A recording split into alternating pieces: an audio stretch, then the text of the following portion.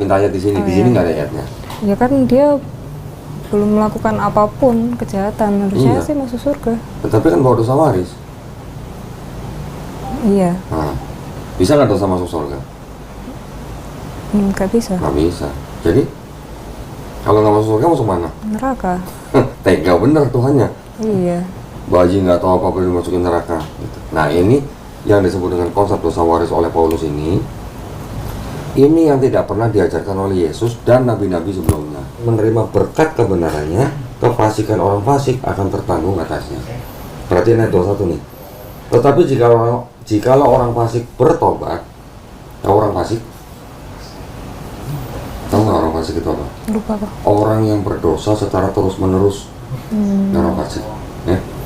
Kalau orang fasik bertobat dari segala dosa yang dilakukan dan berpegang pada segala ketetapanku serta melakukan keadilan dan kebenaran, ia pasti hidup. Hidup maksudnya apa? Masuk surga. Masuk surga.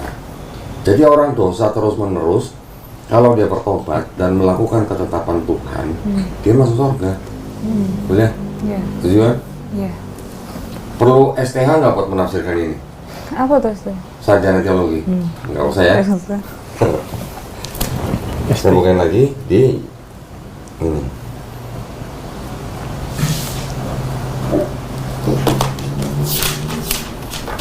Yesaya pasal 1. Ini di sini ada perikop apa nih? Bertobat Lebih baik dari mempersembahkan korban. korban. Sekarang ayat 16 sampai 18 tolong baca. Basuhlah, bersihkanlah dirimu, jauhkanlah perbuatan-perbuatanmu yang jahat dari depan mataku. Berhentilah berbuat jahat. Belajarlah berbuat baik, usahakanlah keadilan. Kendalikanlah orang kejam, belalah hak anak-anak yatim. Perjuangkanlah perkara janda-janda. Marilah, baiklah kita berperkara, firman Tuhan. Sekalipun dosamu merah seperti kirmisi, akan menjadi putih seperti salju. Sekalipun berwarna merah seperti kain domba, akan menjadi putih seperti bulu domba. Menurut Nita, dengan ayat seperti ini, perlu nggak ada orang yang harus mati menebus dosa semua manusia?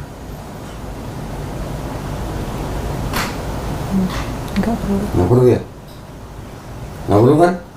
Berarti di dalam perjanjian lama, kalau mau selamat masuk surga, caranya gimana? Berpegang teguh pada ketetapan-ketetapanmu. Iya, bertobat kan? Bertobat. Bertobat. Yeskiel bertobat, Yesaya bertobat, betul kan? Sekarang perjanjian lama mau masuk surga, bertobat. Iya. Mau masuk surga itu kan konsep keselamatan, kan? Sekarang menurut Yesus gimana? Kalau mau masuk surga, kita tahu caranya. Apa tuh Yesus pernah bilang apa nggak kalau mau masuk surga? Taunya jika memelihara iman percaya kepada Yesus Sebagai apa? Sebagai apa? Sebagai Tuhan atau sebagai Nabi? dan juru selamat yang diajarin gitu kok. Sekarang tolong baca ini. Ada di Matius pasal 18, ada perikopnya apa? Siapa yang Terbesar dalam kerajaan surga. Oke. Di sini pada waktu itu datanglah murid-murid itu kepada Yesus dan bertanya, siapakah yang terbesar dalam kerajaan surga? Ya kan? Yesus memanggil seorang anak kecil dan menempatkannya di tengah-tengah mereka. Lalu ia berkata apa? Coba tolong baca. Aku berkata kepadamu, sesungguhnya jika kamu tidak bertobat dan menjadi seperti anak kecil ini, kamu tidak akan masuk ke dalam kerajaan surga. Ini dianggap perkataan Yesus kan? Jikalau kamu tidak bertobat, kamu tidak akan masuk dalam kerajaan surga. Sama nggak tadi sama yang Yeskiel dan Yesaya? Bertobat. Sama kan? Kata Yesus nih, dianggapnya kata Yesus nih. Iya. Saya mau nanya ke Nita. Ini anggap aja apa ya? Contoh kasus gitu ya. Kalau Yesus lagi ngomong begini, terus ada orang Israel lewat, dengar Yesus ngomong gini, orang itu bertobat, besoknya mati. Menurut kita kira-kira orang yang bertobat dan mati itu masuk surga masuk neraka? Masuk surga. Neraka. Tapi Yesusnya belum disalib. Oh iya. Kalau ada orang bisa bertobat masuk surga sebelum Yesus disalib, berarti Yesusnya sebenarnya perlu disalib nggak buat tebus dosa orang itu? Enggak perlu. Nggak perlu. Sampai sini paham? Iya. Ada yang mau tanya? Atau ada yang mau disanggah? Enggak. Enggak ya? Ini dianggap perkataan Yesus, ya. Sekarang menurut Paulus, gimana caranya selamat? Pernah baca ya kan? Yang dianggap menurut Paulus.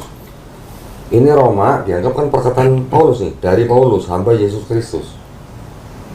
Ya, pasal 10 ayat 9. Tolong bacain ayat 9.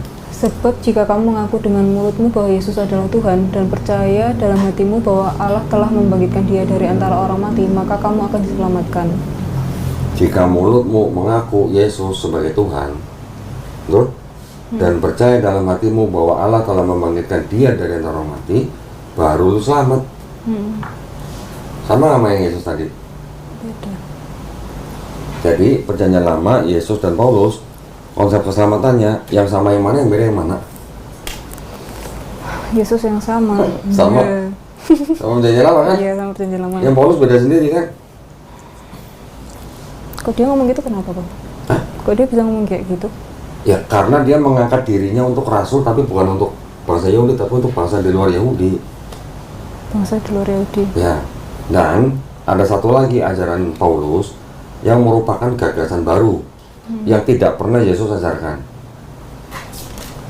Roma pasal 5 ayat 12. Nih. Sebab itu sama seperti dosa telah masuk ke dalam dunia oleh satu orang, dan oleh dosa itu juga maut. Demikianlah maut itu telah menjalar kepada semua orang, karena semua orang telah berbuat dosa. Oh, satu orang itu siapa? Ada nih, Nah, Hawa. istrinya Adam, Hawa. Jadi apa namanya? Oleh dosa itu juga maut, demikianlah maut itu telah menjalar kepada semua orang, karena semua orang telah berbuat dosa. Jadi kalau menurut ayat ini yang disebut dengan konsep dosa waris. Iya, Pernah dengar kan dosa waris? pernah. Kalau dosa waris, anak bayi lahir bawa dosa waris kan? Iya, Kalau bayi itu meninggal, ke surga atau neraka? Umur 7 hari kan? Menurut Nita, bayi yang lahir dengan dosa waris meninggal, masuk surga masuk neraka. Dengan logika, saya nggak minta ayat di sini. Di sini nggak ada ayatnya. ya kan dia belum melakukan apapun kejahatan, harusnya Iya. sih masuk surga. Tetapi kan bawa dosa waris. Iya, Nah, bisa nggak dosa masuk surga? nggak bisa. Nggak bisa. Jadi kalau nggak masuk surga masuk mana? Neraka. Tega bener Tuhannya. Iya. Bayi nggak tahu apa-apa dimasukin neraka. Gitu. Nah ini yang disebut dengan konsep dosa waris oleh Paulus ini yang tidak pernah diajarkan oleh Yesus dan nabi-nabi sebelumnya. Berbuat dosa, iya benar berbuat dosa. Semua orang bisa berbuat dosa. Tapi orang yang berbuat dosa walaupun dia fasik sekalipun masih bisa selamat dengan cara bertobat. Itu maksudnya perjanjian lama dan Yesus. Tapi kalau Paulus, gimana caranya? Karena orang sudah berbuat dosa, gimana caranya supaya dia masuk surga? Perlu Bapa itu mengutus Yesus untuk mati di atas kayu salib, untuk menebus dosa manusia, supaya apa? Supaya selamat. Ini kan beda konsep keselamatannya.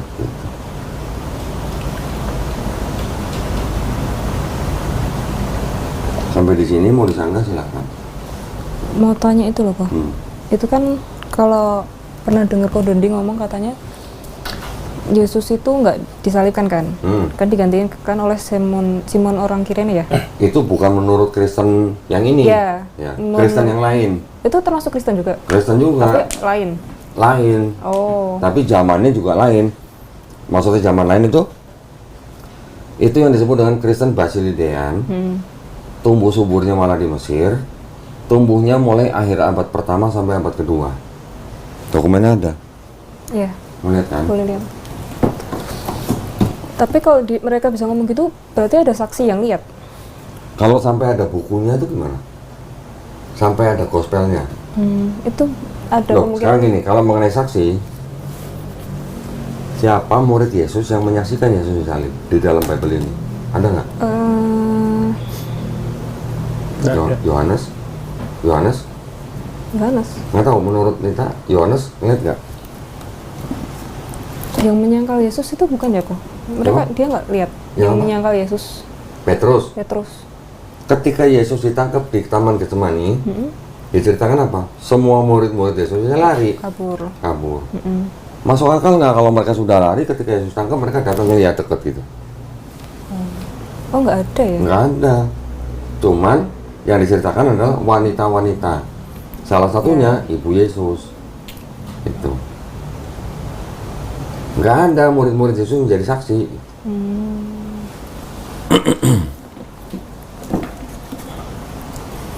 Jadi kalau mau bicara saksi, ini juga siapa saksinya dan siapa penulisnya.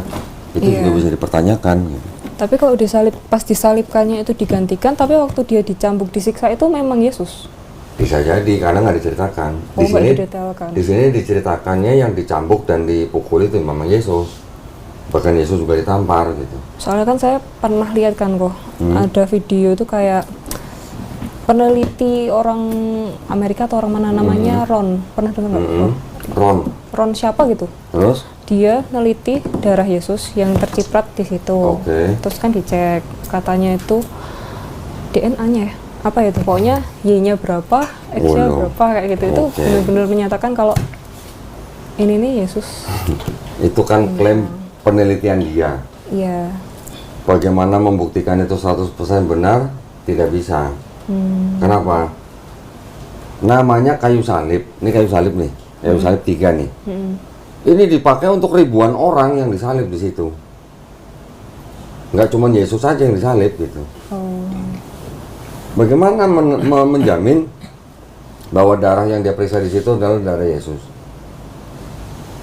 Mungkin yang ditonton sama Nita yang itu kali yang kain turin, bukan? Bukan, dia kalau dari komennya tuh kan pada lihat full videonya tuh bilangnya dia nemu darahnya tuh kecipratan di batu atau apa gitu loh kok. Oh, Pernah lihat nggak kok? nggak pernah nonton sih. Nggak pernah. Nah itu makanya saya pernah lihatnya sekali Tapi itu. bagaimana membuktikannya? Nah, Siapa? Rio. Ini kadang-kadang kalau mau zoom out gimana? Pakai ini ya? Oh, di pins. Mohon maaf ya, lagi training. iya. Mainan baru gitu. Iya, mana? Nggak bisa full nih. Oh, mentok ya. Terus yang versi itu Bayar. Bayar dong. 75.000. Mau yang gratisan. Nah, ini bukunya. Buku ini memuat daripada gospel milik yang disebut dengan Kristen Gnostik. Yang salah satunya adalah Kristen Basilidean. Ini nama-nama gospelnya. Gospel ini yang tidak masuk ke dalam Bible-nya orang Kristen. Salah satu gospel yang mau saya tunjukin di sini, nama gospelnya dalam bahasa Inggrisnya The Second Treatise of the Great Sect. Nggak jelas itu. Nggak kebaca toh? Kok buram? Fokusnya. Apa? kayak Pro Max kan. Apa Pro Max? Oh, iPhone. Ipong. Fokus nggak? Nah ya, tuh yang saya kuning itu. The Second Discourse of the Great Sect. 473.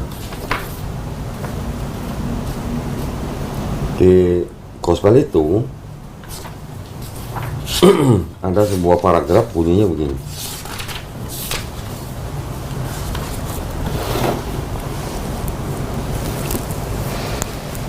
The death they think I suffered, they suffered in their error and blindness. Kematian yang mereka pikir diderita, yang dideritaku apa nih, mereka ternyata salah dalam kesalahan mereka dan kebutaan mereka. Terus sampai ada beberapa kalimat begini nih. Someone else wore the crown of thorns. Orang lain yang mengenakan mahkota duri itu. And I was on high, dan saya berada di tempat tinggi, poking fun at all the excesses of the rulers and the fruit of their error and conceit. Aku berada di tempat tinggi sambil tertawa melihat mereka kesalahan mereka gitu. Ya. I was laughing at their ignorance. Aku tertawa atas ketidaktahuan mereka. Yang disalib siapa? Ini ada kalimat begini. They were striking me with the scourge, but someone else, Simon, bore the cross on his shoulder. Simon siapa? Simon orang Kirene. Yang di Matius, Markus, Lukas diceritakan menggantikan Yesus memanggul salib. Kalau di Yohanes nggak diceritakan ada Simon orang Kirene-nya. Tapi kok Yesus ketawa kok? Malah ketawa. Ya ini kan kepercayaan mereka. Kristen yang tadi itu. Kristen yang Basilidean. Ini namanya Kristen Basilidean yang percaya ini. Kristen itu banyak kelompoknya. Ketika abad-abad pertama, kedua tuh banyak kelompok.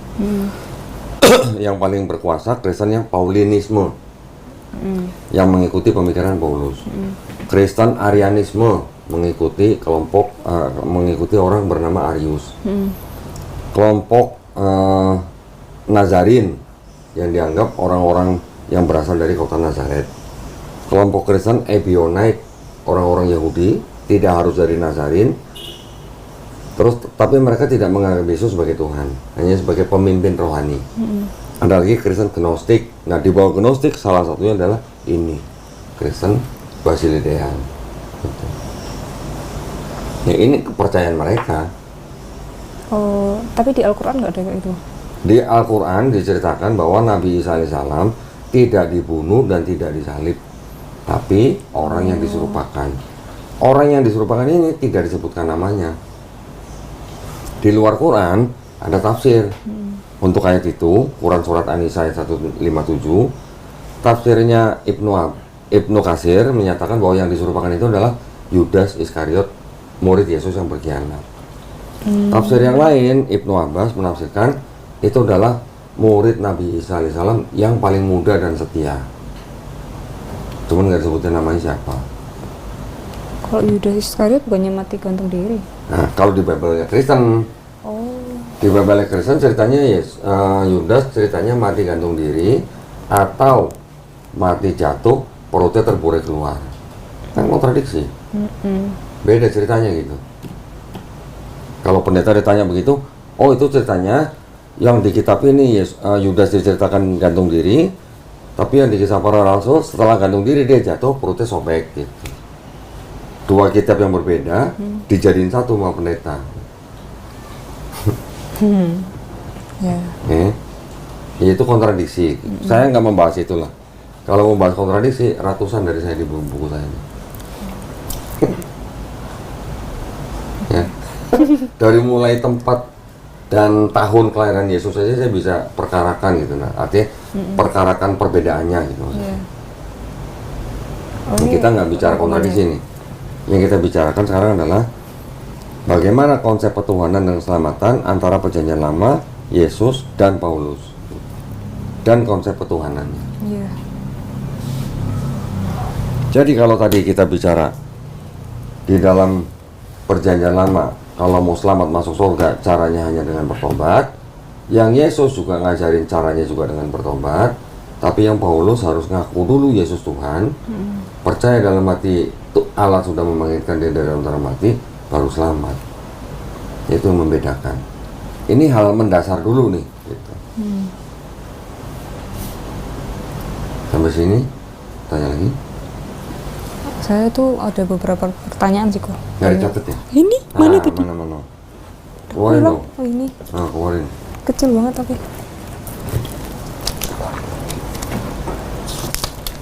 Sebenarnya saya udah pernah baca kok, cuma kan saya pengennya nanti biar mama sekalian lihat kan.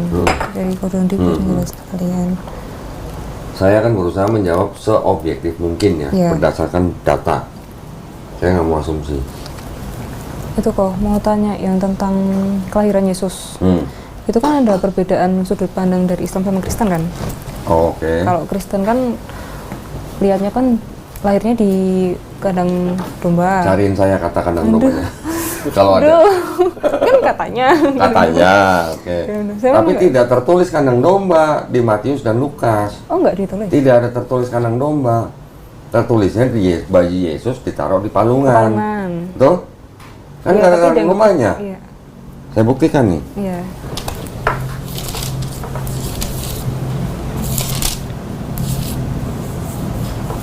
Oke, sebentar.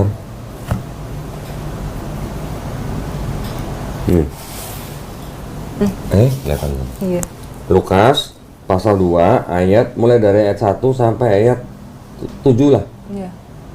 Bacain. Pada waktu itu Kaisar Agustus mengeluarkan suatu perintah menyuruh mendaftarkan semua orang di seluruh dunia. Inilah pendaftaran yang pertama kali diadakan sewaktu Kirenius menjadi wali negeri di Syria. Maka pergilah semua orang mendaftarkan diri masing-masing di kotanya sendiri. Demikian juga Yusuf pergi dari kota Nazaret di Galilea ke Yudea, ke kota Daud yang bernama Bethlehem, karena ia berasal dari keluarga dan keturunan Daud, supaya didaftarkan bersama-sama dengan Maria, tunangannya yang sedang mengandung. Ketika mereka di situ, tibalah waktunya bagi Maria untuk bersalin, dan ia melahirkan seorang anak laki-laki, anaknya yang sulung. Lalu dibungkusnya dengan lampin dan dibaringkan di dalam palungan, karena tidak ada tempat bagi mereka di rumah penginapan. Mana kata kandang dombanya? Di ayat selanjutnya juga nggak ada, Pak? Nggak ada. Ini kan cerita gembala-gembala. Ini udah cerita gembala-gembala.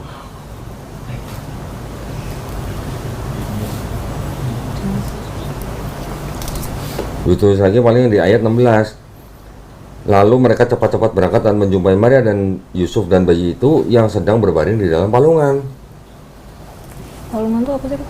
Tempat makan ternak. Oh, apa itu jadi asumsi kalau dia lainnya di Itu palungan. maksudnya itu, maksud saya itu.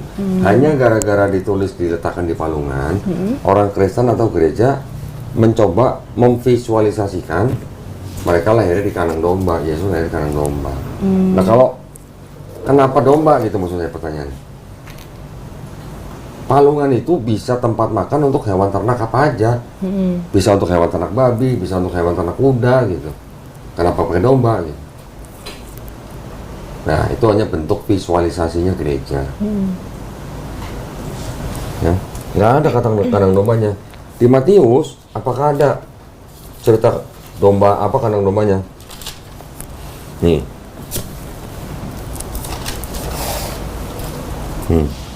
Ini dari Matius 2 nih, langsung ayat 1 nih. Sesudah Yesus dilahirkan di Bethlehem di tanah Yudea pada zaman Herodes, datanglah orang-orang Majus. Nggak ada cerita proses kelahirannya di sini, nggak ada. Ya. Sampai di sini nanti ada orang Majusi datang kan? Setelah orang-orang Majus datang, terus Yohanes bawa Maria dan Yesus ke Mesir. Nggak ada kandang dombanya.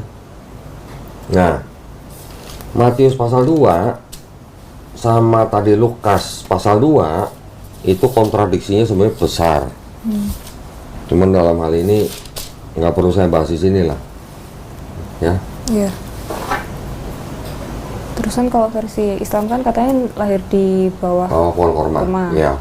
Kalau itu pembuktiannya, maksudnya ada saksi yang melihat atau Tidak tertulis ada saksi yang melihat, tapi Maryam, ibunda daripada Nabi Isa alaihissalam, melahirkan Nabi Isa alaihissalam dibantu oleh malaikat Jibril alaihissalam. Jadi bidannya adalah malaikat Jibril. Soalnya kan itu jadi pernah dibahas sama pendeta saya yang di gereja lama itu. Kalau kayak gitu kan berarti yang dimaksud beda. Orang di versi Islam kan lahirnya di pohon kurma. Kalau Tuhan kita kan di kandang domba. Ya yang beda kan ceritanya. Iya, Yang beda kan ceritanya. Tempat lahirnya ceritanya beda. Tapi lahir dari perawan suci sama nggak? Iya, sama. Maria di Bible nggak punya suami, di Quran nggak punya suami. Di Bible punya suami Yusuf, di Quran tidak ada suami Yusuf. Tapi tunangan belum tunangan. Nggak ada, nggak tertulis juga. Oh, Makanya ketika Maria pulang membawa Yesus yang masih bayi di Quran, Maria dituduh berzina. Kan tadi di Quran yang Taufik baca, Nabi Isa kan berbicara, kenapa? Setelah Maryam dituduh oleh kaumnya berzina, makanya Maryam menunjuk kepada mereka, menunjuk anaknya supaya mereka ngomong sama bayi gitu. Nah ternyata Nabi Isa kan bisa ngomong masih bayi, gitu loh. Nah itu karena nggak ada suami. Kalau ada suami masa digituin? Gitu. kalau di Kristen itu berarti udah nikah. Tunangan kan? Kalau di Kristen, di Matius disebut dinikahi oleh Yusuf. Kalau di Lukas sampai Yesus lahir nggak ada dibilang Yusuf menikahi Maria, tapi masih disebut tunangannya. Tunangannya. Nih di sini. Lukas pasal 2. Baca ini. Demikian juga Yusuf pergi ke kota Nazaret di Galilea ke Yudea, ke kota Daud yang bernama Bethlehem, karena ia berasal dari keluarga dan keturunan Daud, supaya didaftarkan bersama-sama dengan Maria, apa tulisannya? Tunangannya. Yang sedang mengandung. Sudah nikah belum kalau begini? Belum. Terus habis ini kan yang Yesus langsung lahir nih. Ketika mereka tiba di situ, tibalah waktunya bagi Maria untuk bersalin kan. Dan ia melahirkan seorang anak laki-laki, anak yang sulung, lalu dibungkus dengan lampin dan dibaringkan dalam palungan karena tidak ada tempat bagi mereka di rumah penginapan. Di sini nggak disebutin Maria dinikahi oleh Yusuf kan? Enggak kan? Enggak.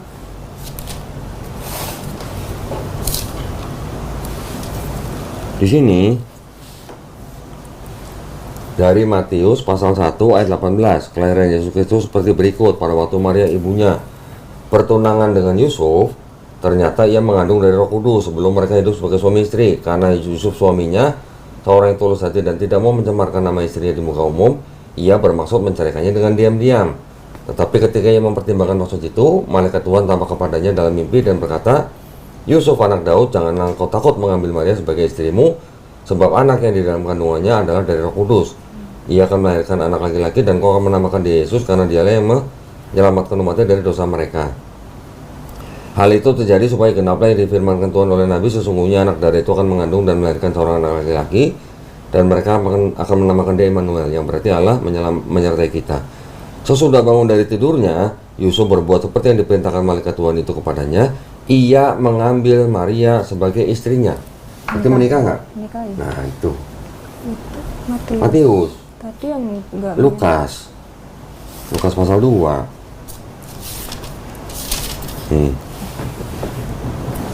Lukas pasal 1 apa ceritanya? Tentang kelahiran Yohanes Pembaptis, Zakaria, dan Elizabeth. Sampai di sini tiba-tiba ini kelahiran Yesus. Gitu kan?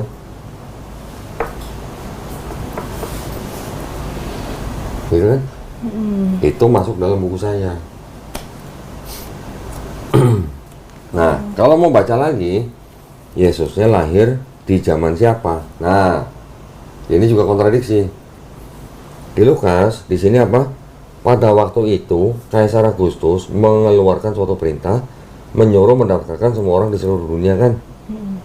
Inilah pendaftaran yang pertama kali diadakan sewaktu siapa nih? Kirenius menjadi apa? Di Syria. Oke? Tahu nggak nih tahun berapa? Tahu. Nah, menurut buku sejarahnya Romawi, ini tahun 6 Masehi. 6 Masehi. Buktiin ya, Ya. biar enak. Iya. Bisa, Be?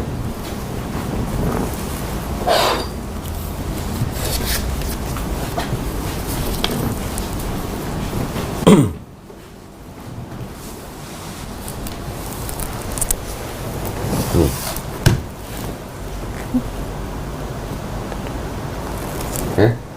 Ini buku sejarah Romawi nih. Ini volume ke-10 di apa namanya? Ini nggak harusnya bisa autofocus ini.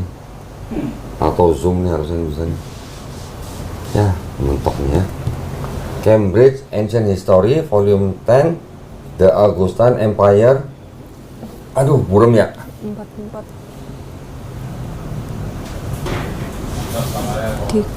Hah? Berarti handphonenya kurang bagus ya ini berarti ya? Ganti HP. Gimana zoomnya ini? Dikecil. Makan wawaimu. Halaman. Nah nih. The famous assessment of Judea by Quirinius in AD 6 shows that the annexation of the new province was at once followed by the valuation of its taxable capacity. Quirinius di sini diceritakan tahun berapa menjadi wali negeri? 6. AD 6, berarti tahun 6 Masehi. Oke? Itu tadi apa kok? Apanya? Ini kitab apa? Ini. The Cambridge Ancient History. Nah, histori purba pada zaman Kekaisaran Augustan. Ini tahunnya 44 sebelum Masehi sampai 70 Masehi. Yang nyusun siapa? Cambridge kan. Cambridge. Cambridge University Press. Tapi nggak dijual ini. Ini saya beli. Oh beli? Iya. Berarti dijual ini bebas. Iya. Ini buku sejarah.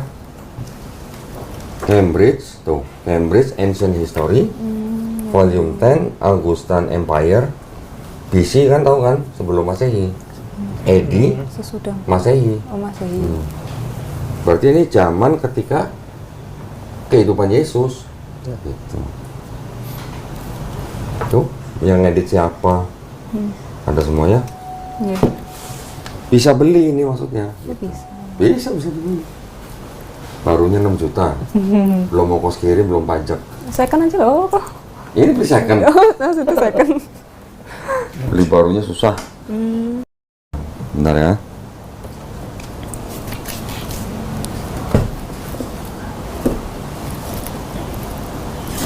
Ish.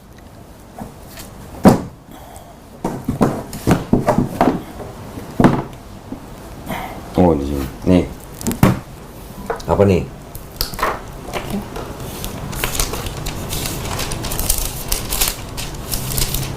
Ini kitab sucinya orang Katolik. Ya. Alkitabnya orang Katolik. Ya, kitab orang. Tahu nggak bedanya Katolik sama Protestan isinya apa? Emang ada bedanya? Ininya kitabnya? Ada 7 kitab yang di Protestan nggak ada. Oh. Yang disebut dengan kitab-kitab Deuterokanonika. 7. 1-2 Makabe, Sirah, Baruk, dan sebagainya. Kenapa kok nggak masuk ke? Pendirinya Protestan menolak 7 itu. Oh, emang menceritakan tentang apa? Sejarah. Sejarah. Nah, sejarah. Berdirinya Katolik. Bukan. Menceritakan tentang sejarah. Kalau nggak salah itu tentang beberapa sejarah tentang pemberontakan bangsa Yahudi kepada Romawi. Nah, itu ditolak sama Martin Luther. Itu tidak terinspirasi Roh Kudus gitu. Bukan firman Tuhan gitu. Nah. Pendirinya Protestan Martin Luther itu yang ngomong gitu. Maka di Bible-nya Martin Luther sebagai pendiri Kristen Protestan, dia tidak memasukkan 7 kitab itu gitu. Ya, jadi kalau di Protestan ada 66 kitab, Perjanjian Lama dan Perjanjian Baru. Yang ini 73 kitab. Beberapa tanggal penting dalam Perjanjian Baru. Ini kan di sini kan 35 sebelum Masehi. Berarti di bawahnya ini 19 sebelum Masehi kan? 8, 6. 6 sebelum Masehi. Mungkin tahun Yesus lahir. Terjadi kesalahan dalam menghitung awal dari era Kristen. Meleset 6 tahun. Perhatikan lagi. Ini tahun 4 nih. Berarti ini tahun 4 sebelum Masehi kan?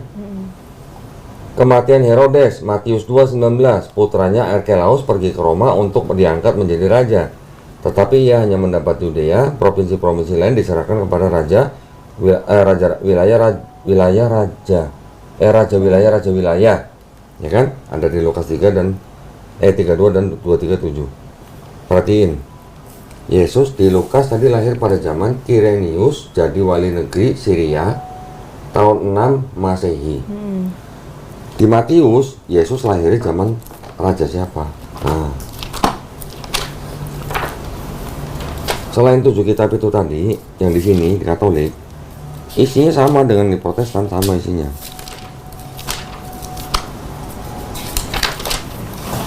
Yang di Matius,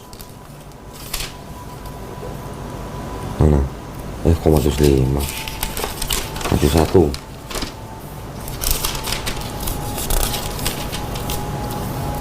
Dari mulai Matius 1 ayat 18, kelahiran Yesus berikut ini dan seterusnya. Di sini diceritakan ada Raja Herodes yang masih hidup, ya kan? Nih, ketika Yesus dilahirkan di Bethlehem di Yudea dalam masa pemerintahan Raja siapa? Herodes. Datanglah orang-orang bijak dari sini kan? Terus kemudian kan Herodes memerintahkan orang-orang tentaranya untuk membunuh anak-anak laki-laki yang berusia 2 tahun ke bawah kan? Ini sebentar.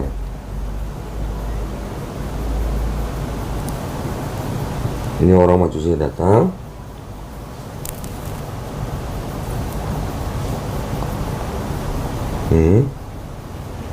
Mereka pindah ke Mesir, Yusuf bangun. Karena Herodes akan segera mencari anak itu untuk membunuhnya, gitu kan? Kalau nggak salah ada kok angka 2 tahun ke bawahnya ada kok. Sebentar.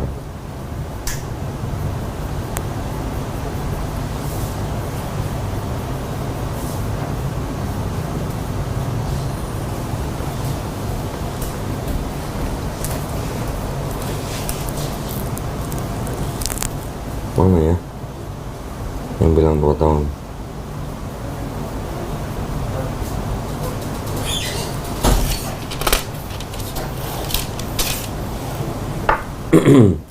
Ketika Herodes tahu bahwa ia telah ditipu oleh orang-orang bijak itu, ia sangat marah. Ia memberi perintah untuk membunuh semua anak laki-laki di Bethlehem dan sekitarnya, mulai dari yang berusia 2 tahun ke bawah. Betul? Berarti umurnya Yesus kan antara 0 sampai 2 tahun nih kalau begini, ya kan? Sedangkan Herodes di sini belum mati. Ya. Tadi di sini disebutkan Herodes mati tahun berapa? Yang di depan tadi. Tahun 4 sebelum Masehi.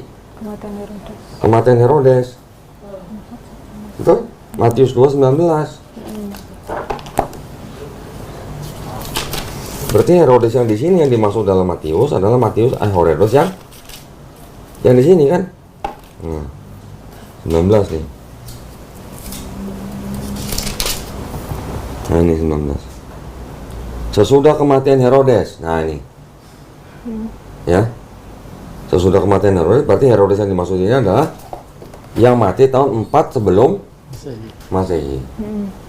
Berarti sebelum Herodes mati, Yesusnya sudah lahir kan? Iya. Herodes matinya 4 sebelum Masehi. Yesus sudah lahir. Berarti Yesus umurnya atau lahirnya antara 4 sebelum Masehi sampai 6 sebelum Masehi. Karena anak 2 tahun yang mau dibunuh semua nih. Iya. Sedangkan di Lukas, Yesus lahirnya pada zaman Kirenius menjabat wali negeri Syria. Tahun berapa? Tahun 6 Masehi. Oh, Berarti ada beda berapa tahun? 2. 6 sebelum Masehi sama 6 Masehi. Oh, 6 sebelum Masehi, 6 Masehi.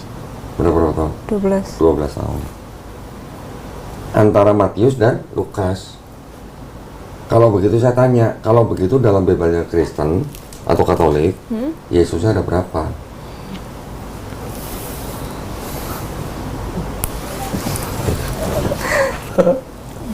Boleh nggak saya tanya gitu? Boleh. Boleh. Yang satu lahir zaman Herodes, yang satu lahir zaman Kirenius. Bedanya 12 tahun. Berarti itu Yesus yang sama atau Yesus yang beda gitu? Ya. Kalau nama ibu bapaknya sama, Maria dan Yusuf. Tapi penguasa yang berkuasa pada saat itu beda. Bedanya 12 tahun. Jadi nggak usah mencari, nggak usah bilang Yesus yang di Bible sama di Quran beda. Dalam Bible aja ada yang beda. Gitu. Iya.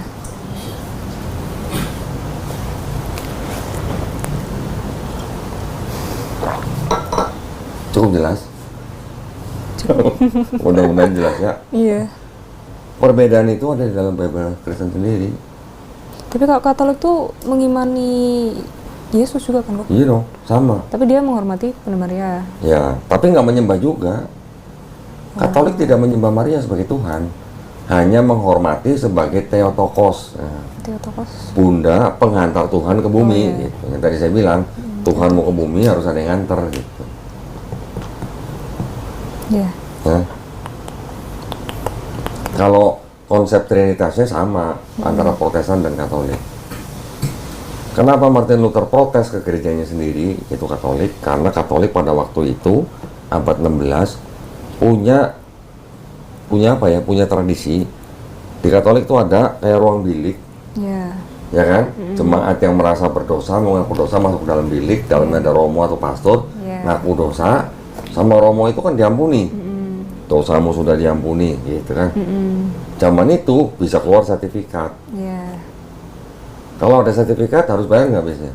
Bayar. Itu yang diprotes sama Martin Yeah. Luther. Gitu. Pengampunan dosa itu tidak bisa dari manusia, langsung ke Tuhan. Gitu. Itu satu dari 95 item yang diprotes oleh Martin Luther. Kitabnya 73 kitab atau surat lah gitu. Yang ini Protestan. Waduh, harus udah nggak usah ini aja. Yang ini Protestan 66 kitab. Ya kan, karena yang Martin Luther menolak 7 dari sini. Ada Kristen Ortodok 78 surat atau kitab, lebih banyak daripada punya Katolik. Yang beda apa? Ini Kristen Timur, kalau Katolik Kristen Barat. Berarti isinya ada yang ini juga Tambahan lagi, yang tentang mana Katolik nggak mau pakai, alasannya kurang lebih sama. Ada lagi Kristen Afrika, Ethiopia 81 kitab. lebih banyak lagi. Jadi yang Ortodok menolak 3 dari Ethiopia, yang Katolik menolak 5 dari Ortodok, yang Protestan menolak 7 dari Katolik. Yang bukan firman Tuhan yang mana? Lagi pula yang Ethiopia, taunya Yesus kulit hitam. Bunda Maria dan Yesus digambarkan berkulit hitam. Kalau Yesus dan Maria di Jawa Tengah digambarkan seperti apa? Medok. Pakai kebaya, pakai Pakai kebaya. kebaya. Ya. Di Cina Bakon. gimana Yesusnya? Sipit. Sipit. Nah, yang asli yang mana kalau gitu? Ya. Nah, ya kan?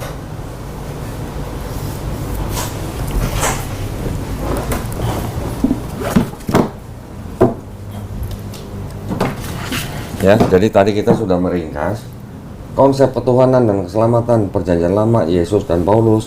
Perjanjian Lama Yesus sama, Paulus sendiri yang beda. Jadi kalau begitu Kristen sebenarnya pengikut Yesus atau pengikut Paulus? Itu yang sering saya tanya di video saya. Iya kok. Ya kan? Yesusnya sendiri kan ngomong di sini begini.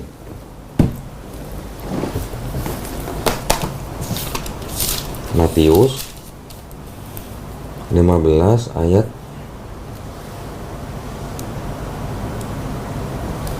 24. Coba bacain. Tempat. Jawab Yesus, aku diutus hanya kepada domba-domba yang hilang dari umat Israel. Nita bangsa Israel bukan? Bukan. Nah, pengikut Yesus bukan? Pengikut Yesus. Kan bukan bangsa Israel. Yesus diutus hanya untuk bangsa Israel. Kan Yesus tidak bilang aku diutus bisa untuk bangsa Jawa gitu.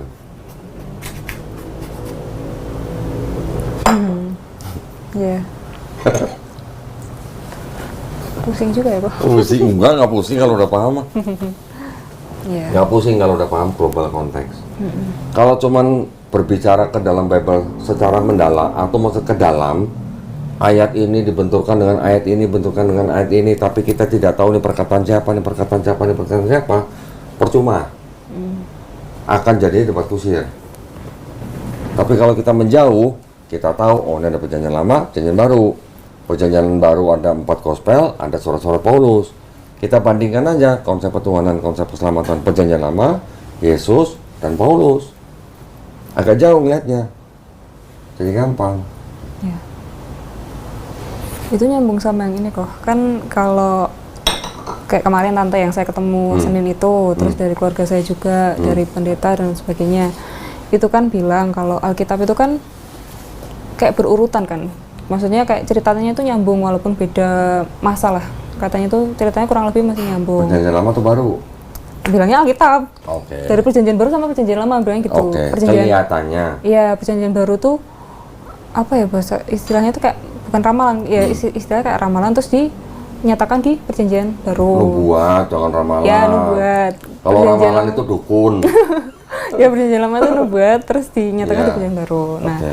terus kan ya itu tadi pada ngajarin saya kalau Islam itu kitabnya jatuh dari langit.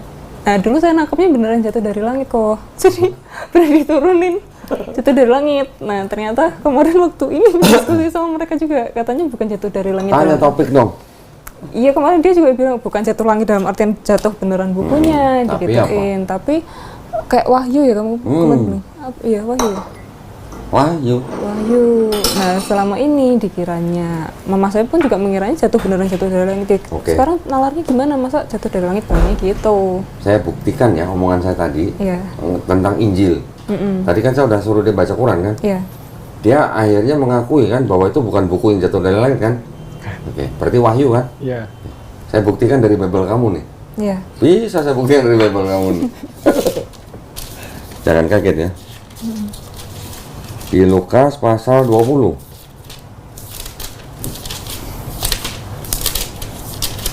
Lukas 20. Tolong bacain. Lukas pasal 20 ayat 1. Ya, pada suatu hari ketika Yesus mengajar orang banyak di bait Allah dan memberitakan Injil, datanglah imam-imam, kepala dan ahli-ahli Taurat serta tua-tua ke situ. Tolong cek di situ Yesus memberitakan apa? Injil. Kalau orang Kristen bilang Matius, Markus, Lukas dan Yohanes itu Injil, yang dimaksud Lukas 20 ayat 1 ini Yesus memberitakan Injil yang mana? Apakah Injil Matius, Markus, Lukas, Yohanes dalam bentuk buku yang dijepit diketek begini jalan gitu atau gimana?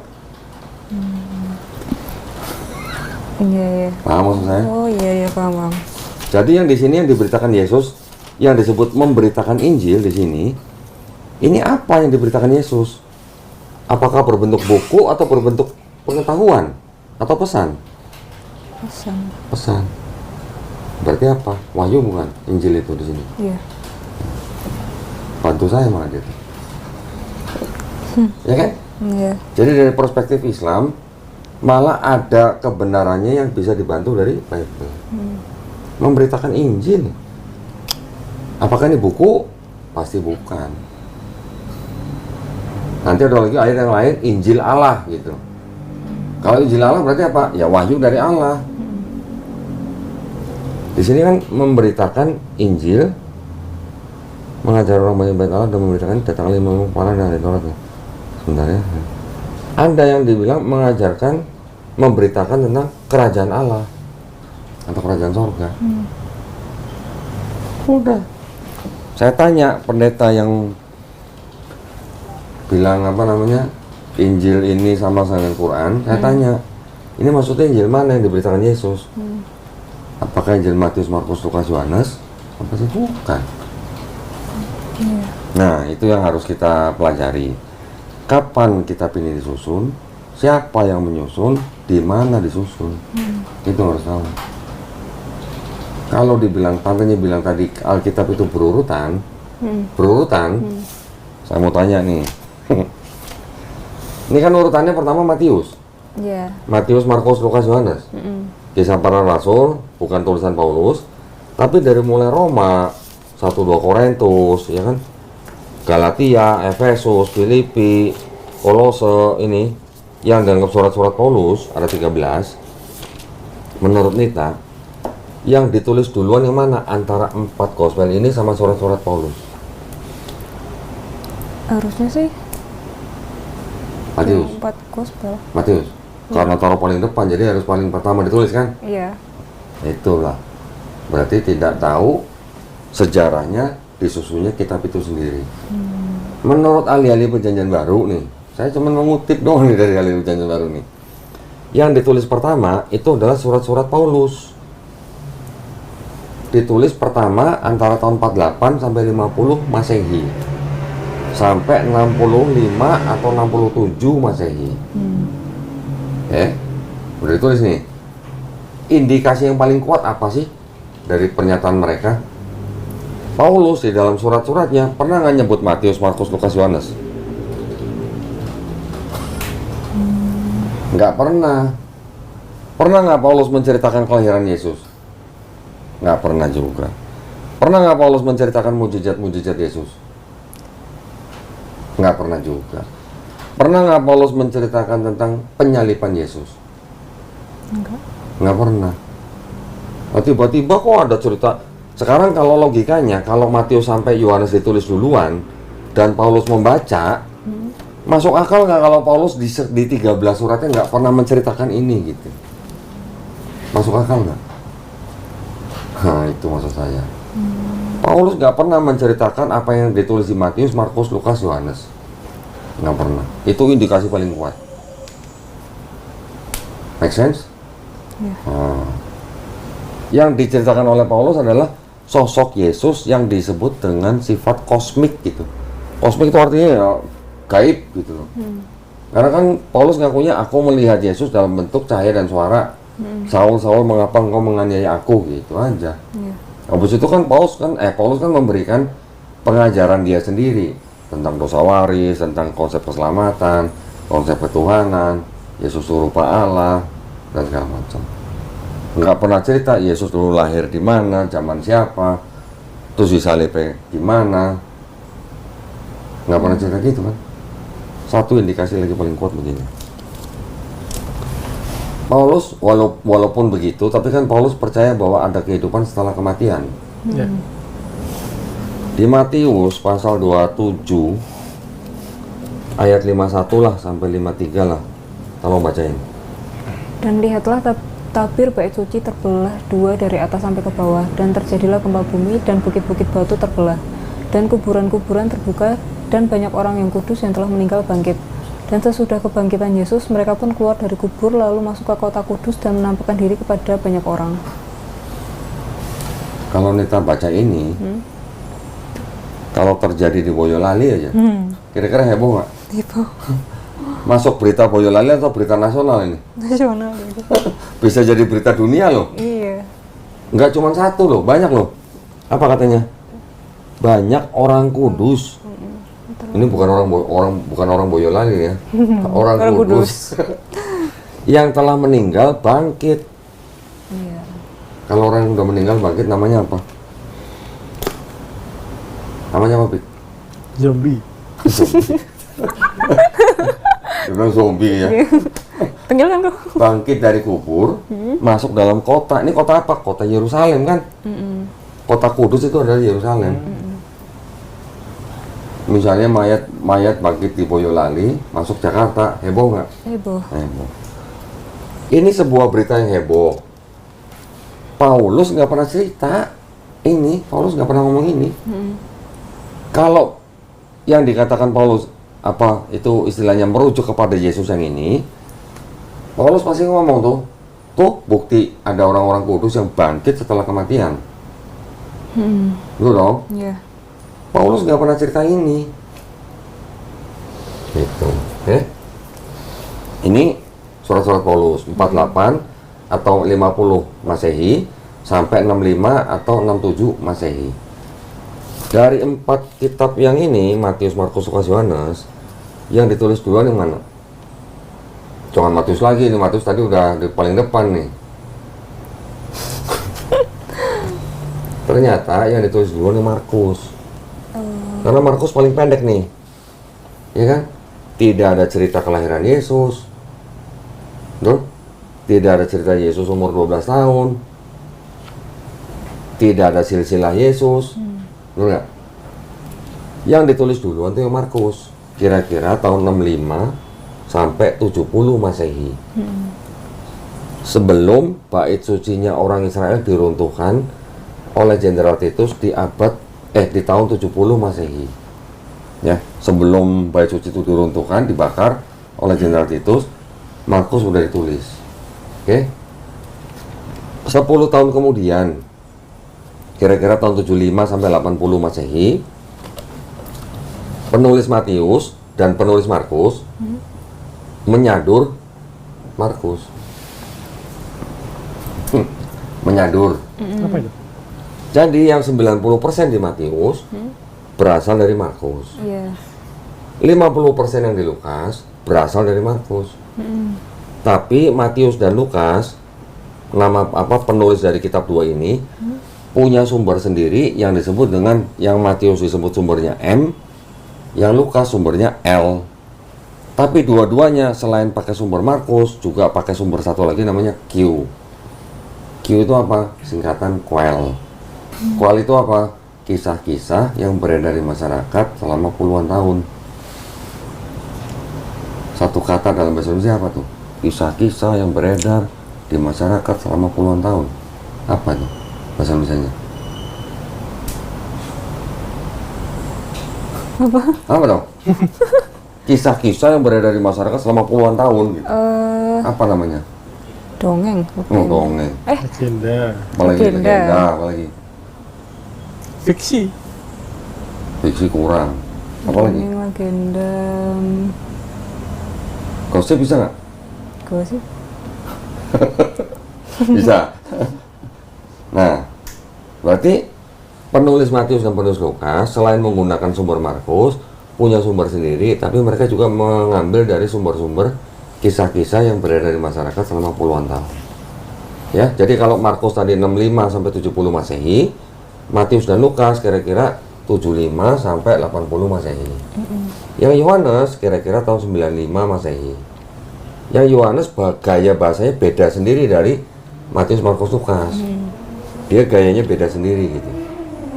Ini kan ngambil dari kitab Markus tadi kok. Heeh. Tapi kan mereka tuh juga saksinya yang melihat kejadian. Maksudnya mereka kan murid-murid yang ikut Di mana? Yesus selama perjalanannya. Nama-namanya. Enggak, Matius. Nama-namanya ini. Nah, sebentar, saya belum selesai.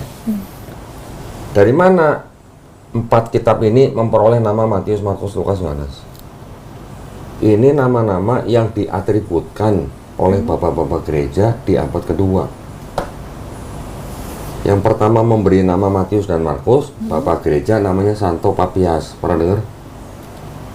Belum. Tahun 130 Masehi. Yang memberi nama komplit Matius, Markus, Lukas, Yohanes, Santo Irenaeus tahun 180 Masehi. Asumsi gitu kan. Katanya pendeta kan.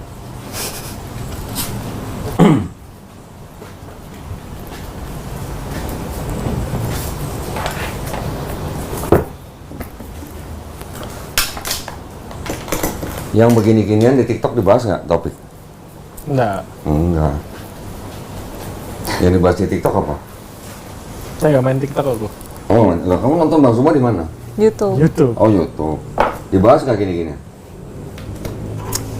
Kalau siapa yang nulis nama-namanya itu dari mana belum pernah dengar saya. Nah, nggak ada dibahas. Ini ada buku namanya The Five Gospel. The Five Gospel ini adalah buku yang ditulis oleh Robert W. Funk, Roy W. Hoover, and the Jesus Seminar. Jesus Seminar ini serombongan orang-orang. Mereka tuh ahli-ahli teologi. Iya. Siapa aja tuh Jesus Seminar? Ini ada nama orangnya ada di sini. Roster of the Fellows of the Jesus Seminar. Ya, ini daftar nama orang ini. Coba perhatiin ini apa namanya? Gelar-gelarnya. Apa nih gelar-gelarnya? Tahu nggak? Gelar-gelar teologi semua. Ya. Ini jumlahnya orang. Ya. Ini yang disebut dengan kelompok The Jesus Seminar. Nih, nama orang-orangnya. Nih.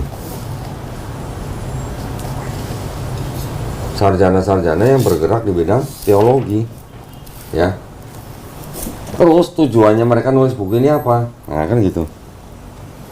Buku ini ditulis untuk mencari atau mengidentifikasi mana yang benar-benar dikatakan Yesus di dalam 5 gospel. 5 gospel ini tentu saja Matius, Markus, Lukas, Yohanes, satu lagi gospel Thomas. Nggak masuk dalam Bible kamu kan? Nah. Di dalam buku ini akhirnya menggunakan metode kalau yang dianggap perkataan Yesus sama mereka dari ayat-ayat 5 gospel itu dikasih warna merah. Ya, nanti ada lagi begini. Ya, ikut dulu deh biar. Nih.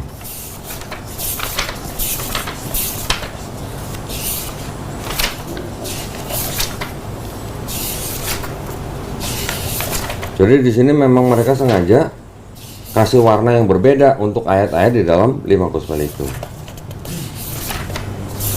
Nih, kalau dicetak dengan tinta merah, menurut mereka dia bilang itu Yesus yang ngomong.